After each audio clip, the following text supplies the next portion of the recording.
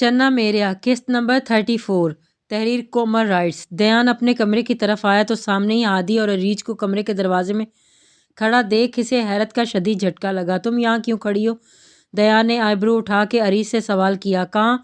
वो सोच के आया था इसकी बीवी भी कमरे में सजी बैठी इसके इंतज़ार कर रही होगी, मगर यहाँ तो किस्सा ही और था। वो कैसे भूल गया कि इसकी बीवी के पास इंसानों वाला एक भी काम नहीं है। चने बेच रही हो तुम लोग, क्या नज़र नहीं आ रहा? दरवाजे में खड़ी हूँ तो जाहिर है पैसे ही लेने हैं। वो भी तब के बोली। तुम कभी सीधा जवाब नहीं दे सकती हो? ध्यान ने दांत पीस कर पूछा। पहले ही बेचारे के सारे अरमान कहीं जा सोए थे।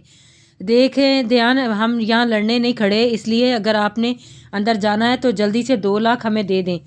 हादी ने सुकून से जवाब दिया। हाँ जल्दी करें, अगर नहीं देने तो वो रास्ता जाता है बाहर का। अरीज ने भी ऐसे बाहर का रास्ता दिखाया। एक मिनट, ये तो चलो माना खड़ा है, यहाँ तुम किस खुशी में खड़ी हो? यहाँ खुदा का खौफ खाओ, दुल्हन हो तुम तो थोड़ा सा और तो शर्मा लो दुल्हनों की तरह। दयान ने दांत पीस कर इसे घूरते हुए कहा। दुल्हन ही हूँ, खुदा ना खास्ता टांग नहीं टूटी मेरी जो कल से पीछे पड़े हो। सब ये नहीं करना तुम दुल्हन हो, वो नहीं करना तुम दुल्हन हो, और यहाँ मैं इसलिए खड़ी हूँ ताकि ये हादी का बच्चा मेरे पैसे ना लेके भाग जाए। अरीज ने नाक मुँह चढ़ा कर कहा। ये कहाँ लिखा था कि कोई इससे जीत जाए?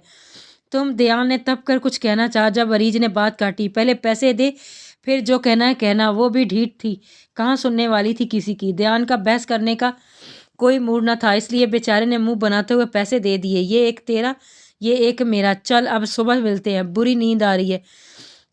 हादी ने इसका हिस्सा देते हुए इसे अपने कमरे की तरफ कदम बढ़ाए दिए थे। पैसे लेते ही अरीज ने भी अपने कदम अपने कमरे की तरफ बढ़ा दिए। ओ मैडम कहाँ चल दी? आज से तुम्हारा यही कमरा है, अगर तुम्हें याद हो तो आज ही मेरे साथ रुखसत होके आई हो। ध्यान ने पीछे से इसे आवाज़ दे के कहा, और वो बेचारा तो पागल होने को था। अजीब मुसीबत गले डाल ली थी, जानती हो अब यही मेरा नसीब फूटा है। भूख लगी है, खाना लेने जा रही हूँ, मुँह बना के बोली। उफ, ये लड़की मजाल है जो कभी मेरी इज्जत कर ले, और कितना खाती है। तुम बैठो मैं लाता हूँ।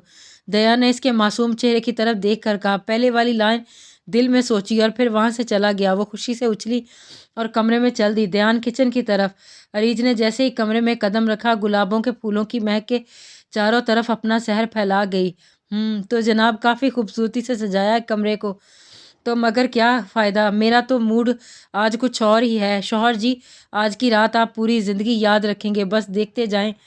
वो खुद से बड़बड़ाई और अपने काम पे लग गई। दयान के आने से पहले वो अपना काम पूरा कर चुकी थी। ये हुई ना बात। अरीज जहांगीर, अब इस बंदे की पता चलेगा कि ज़बरदस्ती शादी करने के क्या क्या नुकसानात होते हैं।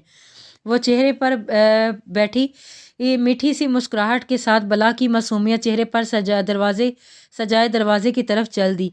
आधे घंटे की कड़ी मेहनत के बाद दयान खाना लेके वापस आया। जब अपनी महबूबा बीवी को दरवाजे में खड़ा देखकर इसका दिल किया सच में सर पीट ले। तुम यहाँ क्या करी खड़ी क्या तुम यहाँ क्यों खड़ी हो? बोल के गया था ना कि मैं अंदर इंतज़ार करूँ मेरा। दया ने इसे घूरते हुए बेबसी से कहा। वो क्या है ना शौहर जी, मैं तो अपने कपड़े लेने जा रही थी, आपने आपको आते देखा तो रुक गई। आप ये खाना मुझे दें और जाकर चेंज कर लें, मुझे अब भूख नहीं है। मैं ऐसे वापस रख के अपने कपड़े लेकर आती हूँ। अब बार बार मैं आपसे काम करवाती अच्छी थोड़ी ना लगूंगी। वो अपने लहजे में इंतहा की मिठास मोहब्बत समा के बोली। क्या खाना नहीं खाना था जो मंगवाया क्यों? दयान का तो मुंह ही खुल गया। वैसे ही दिल किया अब आप जाएं जल्दी से। वो चेहरे पर जला देने वाली मुस्कुराहट सजा के बोली और ख़ुद वहाँ से चल दी। दयान कमरे में आ गया। वो अपनी चालाकी पे खुद को दाद देती फ़ौरन अपने कमरे में जाकर बंद हुई। दयान ने कपड़े निकालने के लिए अलमारी खोली। जैसे ही अलमारी खोली इसमें मौजूद इसके सारे कपड़े इसके कदमों में आकर गिरे। उफ, ज़रूर मेरी मासूम बीवी के काम है ये। वो सख्त झंझलाया। इसने सारे कपड़े उठाकर अलमारी में वापस ढूंढ से और अपना एक कुर्ता पजामा लेकर वाशरूम में बंद हो गया। फ्रेश होने के इरादे से अभी इसने शैम्पू सर पे लगाया ही था कि इसे कुछ अजीब लगा। इसने फ़ौरन शैम्पू की बोतल को चेक किया जिसमें शैम्पू की जगह अंडे डाले हुए थे। छी, उफ अरीज क्या कहूँ अब मैं तुम्हें। दयान ने जैसे ही शैम्पू की बोतल को अपने नाक के पास किया, एक अजीब सी बू इसकी नाक से टकराई थी। इसने जल्दी से शावर लिया और बाहर आया। अभी तक इसे अपने पास से बू आ रही थी अंडे की। छोड़ूंगा नहीं आज मैं इस लड़की को। वो बाल बनाने की बात आगे आके बैठा ही था कि ٹھا کی آواز آئی ہے۔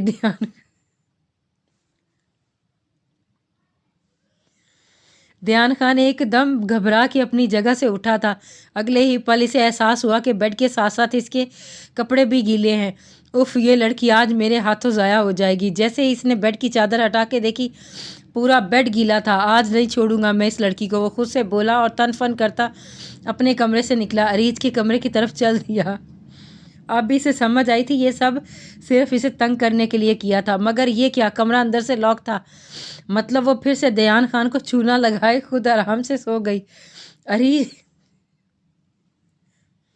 اریج دروازہ کھولو، وہ دانت پیس کر بولا، چیخ بھی نہیں سکتا تھا بیچارہ۔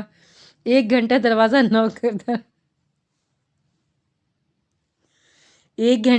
نوک کرتا رہا، جب کسی نے نہ کھولا تو منہ بنا کے گیسٹ روم کی طرف چل دیا۔ واہ رے دیان، کیا قسمت ہے تیری، اگر ابھی مجھے کوئی ایسا حالت میں دیکھ لے تو اس کا تو کچھ نہیں جائے گا، صبح ہوتے ہی میری عزت کا جنازہ ضرور نکل جائے گا۔ وہ منہ بناتا ہوا خود سے بڑبڑاتا ہوا۔ رات کا اندھیرا ہر طرف اپنے پر پھیلا چکا تھا۔ اس اندھیری اور خوفناک رات میں وہ 2 سائے خان حویلی سے نکلے تھے۔ تمہیں کسی نے دیکھا تو نہیں؟ ایک سائے نے دوسرے کی طرف دیکھ کر سوال کیا۔ نہیں، جلدی چلو، اس سے پہلے کوئی دیکھے، ہمارے پاس وقت کم ہے، دوسرے سائے نے انتہائی سخت لہجے میں کہا۔ اوکے چلو، وہ بولتے ساتھ ہی وہاں سے نکلے اور رات کی سیاہی میں غائب ہو گئے۔ ہر طرف لڑکے لڑکیاں ڈانس کرنے میں مست تھے، ایک دوسرے میں مگن، وہ دنیا بھلا کے ایک دوسرے کی باہوں میں باہیں ڈالے دنیا کی ہر چیز کو فراموش کیے ہوئے تھے۔ یہ منظر ایک کلب کا تھا جہاں ہر کوئی اپنی اپنی دنیا میں گم تھا، ہر فکر سے بے فکر، وہ سب بس اپنے آپ میں مست تھے۔ وہی ایک کمرے میں ملک کے دشمن اپنے ناپاک ارادوں کو انجام دینے کی سازش تیار کر رہے تھے۔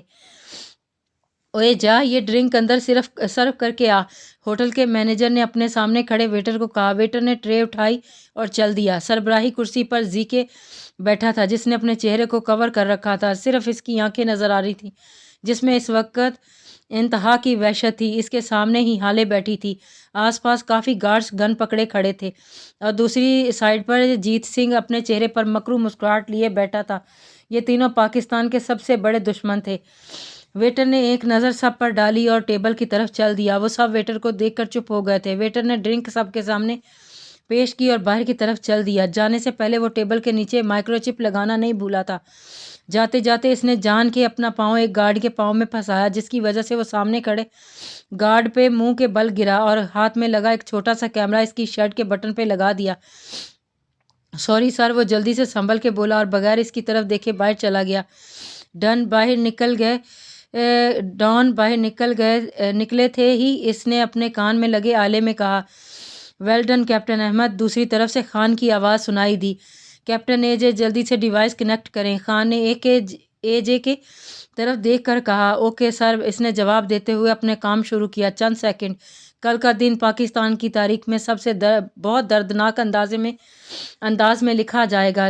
کل جب شہر میں جگہ جگہ جلسے ہوں گے اور جس جگہ پہ آبادی زیادہ ہوئی وہیں ہم اپنے پلان کو انجام دیں گے۔ جیسے ہی اے جے نے کنیکٹ کیا، سامنے لیپ ٹاپ کی سکرین پہ کمرے کا منظر نظر آیا اور ساتھ ہی اسکیپ پہ جیت سنگھ مکرو آواز میں گونجی، کل ہی بلاسٹ ہوں گے لیکن ہم نے ابھی تک بلیو پرنٹ حاصل نہیں کیا۔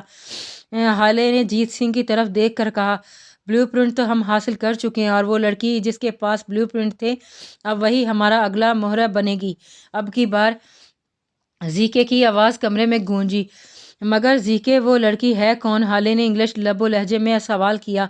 ڈاکٹر عروش جہاں ہوا چھپن چھپائی کا کھیل کیوں نہ اب میدان میں آیا جائے۔ زیکے نے عروش کی تصویر ان کو دکھاتے ہوئے انتہائی سرد لہجے میں کہا۔ اس کے لہجے میں موجود پاکستان کے لیے نفرت ان سب نے محسوس کی تھی۔ زیکے کی بات پر ان تینوں کی حالت ایسی جیسے کسی نے ان سب کے کانوں میں پگھلا کے سیسا ڈال دیا ہو۔ خان کو اپنی سانس بند ہوتی محسوس ہو رہی تھی، اس نے ضبط سے اپنی مٹھیاں بیچ لیں۔ احمد نے بے ساختہ اے جے کی طرف دیکھا جس کی حالت اس سے کم نہیں تھی۔ وہ دونوں نقاب میں بھی ایک دوسرے کے حال سے واقف تھے۔ لیکن زیکے وہ ہمیں بلیو پرنٹ کیوں دے گی؟ جیت سنگھ نے اسے دیکھتے ہوئے سوال کیا۔ گی سیدھی انگلی سے نہ نکلے تو انگلی تھوڑی سی موڑنی پڑتی ہے۔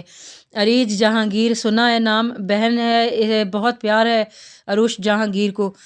خان حویلی کی جان بستی ہے اس لڑکی میں، اٹھا لاؤ اسے، بلو پرنٹ تو اب ہمیں یہی دلوائے گی۔ زیکے نے اپنے پھر چہرے پر مسکراہٹ سجا کے کہا، لیکن آنکھوں میں بلا کی سختی تھی۔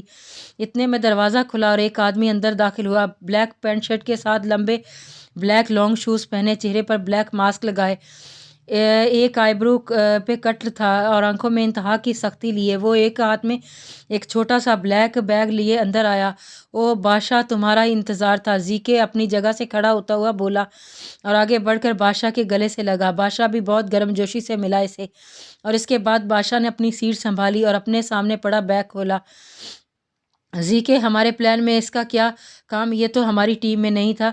جیت سنگھ نے ناگواری سے بادشاہ کی طرف دیکھ کر کہا، یہ بم بلو پرنٹ کو بھی مات دے سکتا ہے، اسے بنانے میں مجھے پورے 2 سال لگ گئے، اور اس کے بلاسٹ کے ساتھ ہی ہوا میں ایک زہریلی گیس پھیل جائے گی جو انسانی زندگی کو بہت متاثر کرے گی۔ کچھ بھی ہو جائے، کل پاکستان کو تباہ ہم کر کے رہیں گے۔ بادشاہ نے جیت سنگھ کو جڑ سے اگنور کیے اپنے آنے کا مقصد ان سب کے سامنے رکھا۔ بادشاہ کے لہجے میں انتہا کی نفرت تھی۔ ویل ڈن بادشاہ، مجھے تم سے اسی بات کی امید تھی۔ اب وقت آ گیا ہے کہ فوج کو ان کی اوقات دکھانے کا۔ کیپٹن اے جے، گیم کا مزہ تو اب آئے گا۔